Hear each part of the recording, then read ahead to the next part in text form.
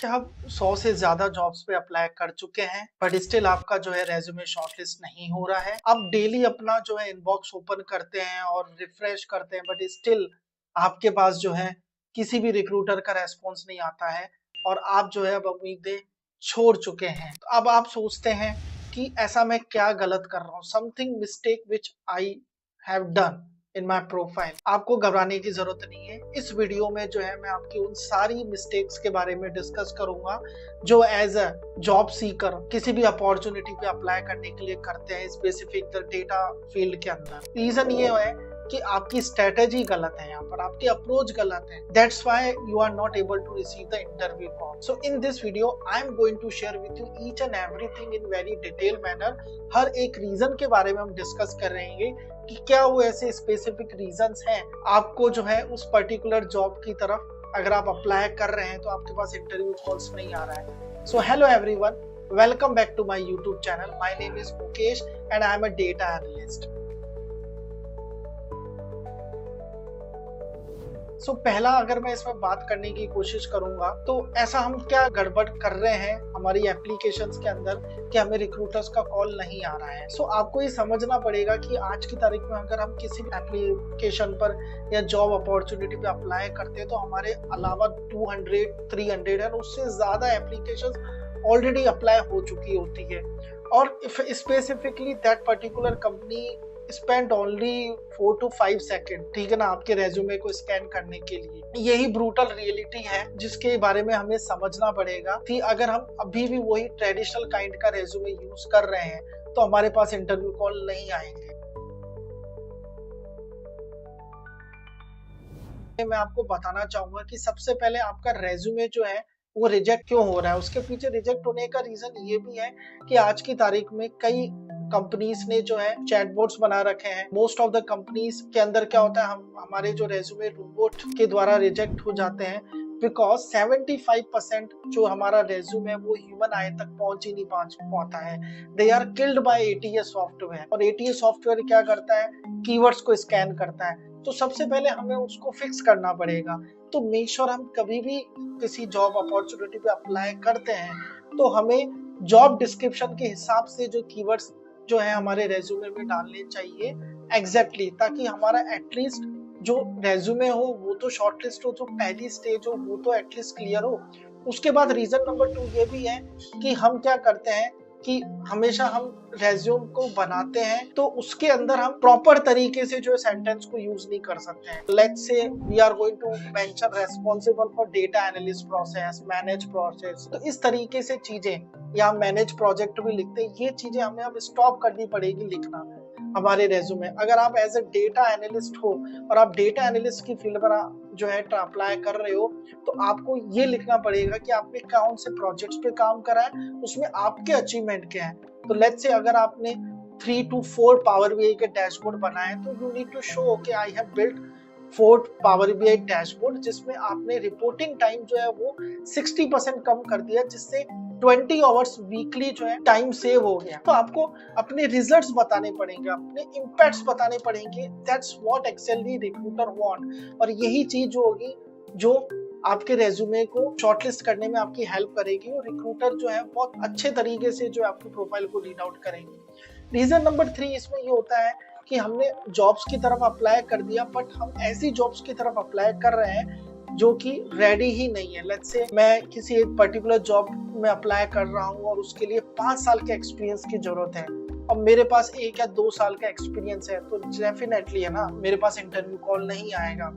तो अब इस चीज को आप कैसे फिक्स कर सकते हैं, आपको ये सबसे पहले देखना पड़ेगा जिस भी पर्टिकुलर जॉब अपॉर्चुनिटी पे आप अप्लाई कर रहे हैं तो उसकी 70 to 75% रिक्वायरमेंट है वो आपके रेज्यूमे से मैच होनी चाहिए, उसके कीवर्ड्स आपके मैच होने चाहिए। अदरवाइज आपका रेज्यूमे शॉर्टलिस्ट नहीं होगा। तो मेक श्योर जब भी आप किसी अपॉर्चुनिटी पे अप्लाई करते हैं तो उसके जॉब डिस्क्रिप्शन को आपको अच्छी तरीके से समझना पड़ेगा, पढ़ना पड़ेगा और उसके हिसाब से आपको देखना पड़ेगा कि यार इस जॉब डिस्क्रिप्शन के हिसाब से क्या 70 to 80% रिक्वायरमेंट मेरे रेज्यूमे की फुलफिल हो रही है।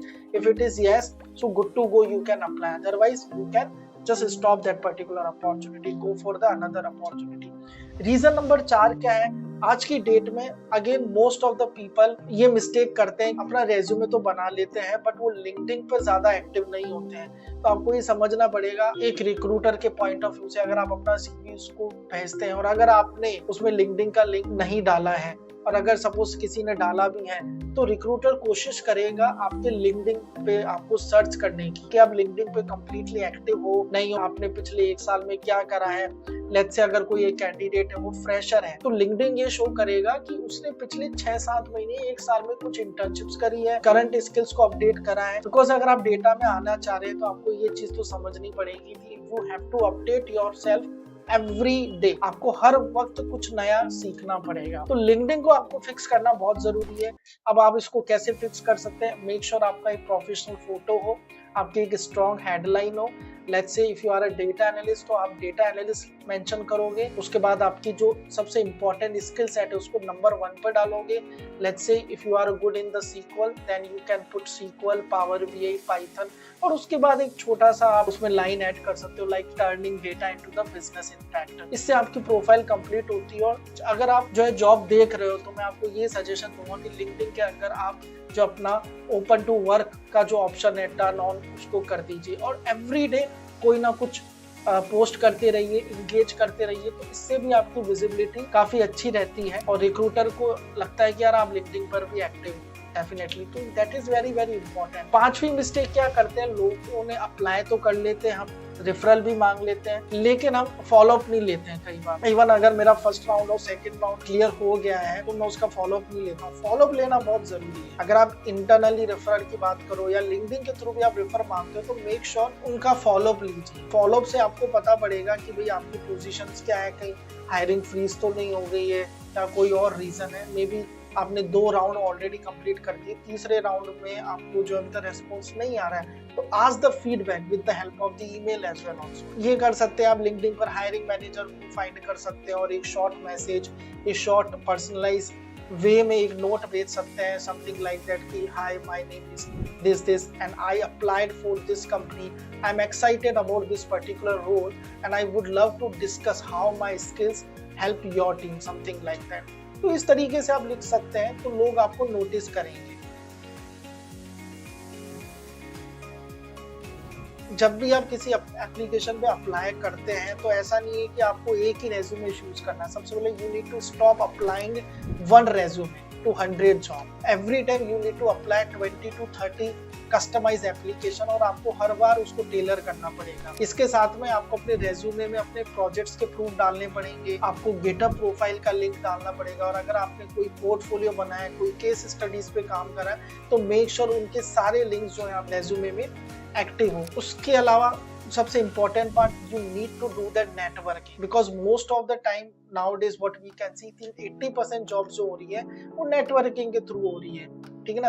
अब आप लोगों से कनेक्ट करो। इसके लिए लिंक्डइन पर जो भी आपकी टारगेटेड कंपनीज है, engage with their post and ask, okay, do you have any opening in your organization? Because nowadays what we can do that कि रेफरल ज्यादा काम कर रहा है।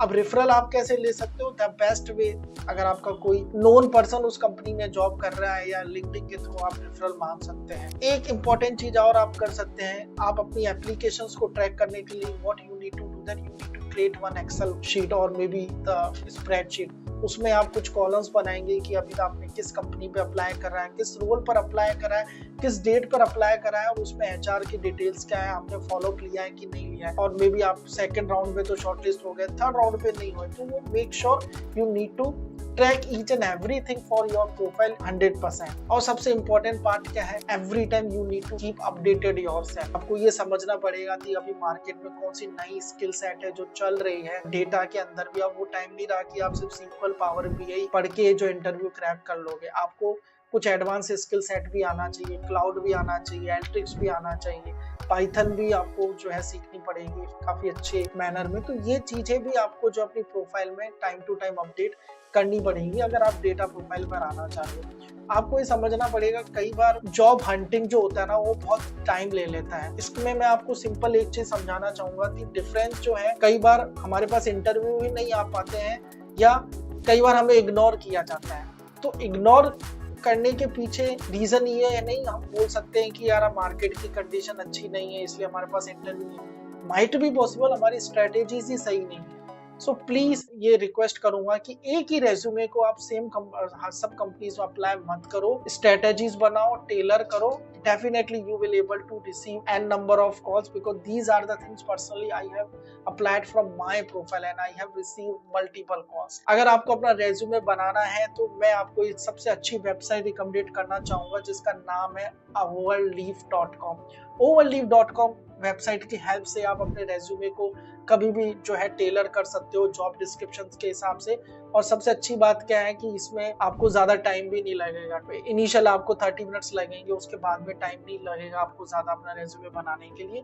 कमेंट सेक्शन में मैं जो है overleaf.com का लिंक डाल दूंगा, तो आप वहां से जो है उस वेबसाइट पे जाके लॉग इन करके अपना अकाउंट बना के अपना रेज्यूमे प्रिपेयर कर सकते हैं। अगर आपको ये लगता है कि ये वीडियो आपके लिए बहुत अच्छा है, that really found very helpful for you, so please don't forget to like my channel, subscribe my channel and share. Thank you so much.